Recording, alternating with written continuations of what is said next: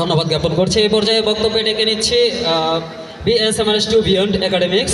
আরেকটা বিষয়, যদি কোনো কারো বক্তব্যে একটা বিষয় উঠে আসে, সেটা পুনরাবৃত্তি না করার জন্য বিশেষ অনুরোধ পেশ করছি। আমাদের সময়ের দিকে খেয়াল করে আপনি এই বিষয়টা মাথায় রাখবেন। এবং বক্তব্য নিয়ে আসছেন BSMRS2 বিয়ন্ড একাডেমিক্স। প্রস্তুত থাকবেন BSMRS2 robotics club and research club থেকে শামসুল আরিফিন। বক্তব্য নিয়ে আসছেন BSMRS2 বিয়ন্ড একাডেমিক্স।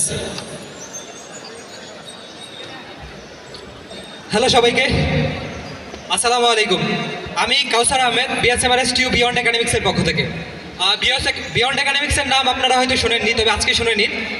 আমি এই প্ল্যাটফর্মটা শুরু করেছি আমাদের ক্যাম্পাসে যতগুলো ইভেন্ট হয়, যতগুলো সভা হয়, সেমিনার হয়, ওয়েবিনার হয়, সেগুলোকে সেন্ট্রালাইজডভাবে একটা প্ল্যাটফর্মে নিয়ে আসার জন্য। তো আজকের এই প্রোগ্রামের মাধ্যমে চিন্তানন্দনকে আমি ধন্যবাদ জানাতে চাই এই প্রোগ্রাম আয়োজন করার জন্য। এই প্রোগ্রামের মাধ্যমে আমি মাননীয় বিসি স্যারের কাছে যে দাবিটা রাখবো, সেটা হচ্ছে আমাদের ক্যাম্পাসকে যেন একটা ডিজিটালাইজড ক্যাম্পাস হিসেবে তৈরি করা হয়।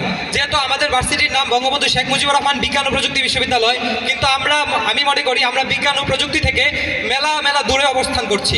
তারপর আমি যে বিষয়টার প্রতি জোর দেবো, সেটা হচ্ছে mental health. Mental health is a health. আমাদের এখানে মেন্টাল হেলথকে গুরুত্ব দেওয়া হয় না।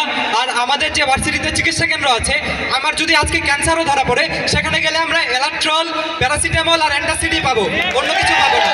তো আমি সেক্ষেত্রে আমাদের ভার্সিটির যে চিকিৎসা কেন্দ্র, সেটাকে আরও সচল করার অনুরোধ রাখছি এবং সেখানে মনোবিদ এবং সাইকিয়াট্রিস্টদের নিয়োগ করার অনুরোধ রেখে আমার বক্তব্য শেষ করছি। ধন্যবাদ সবাইকে। আসসালামু আলাইকুম।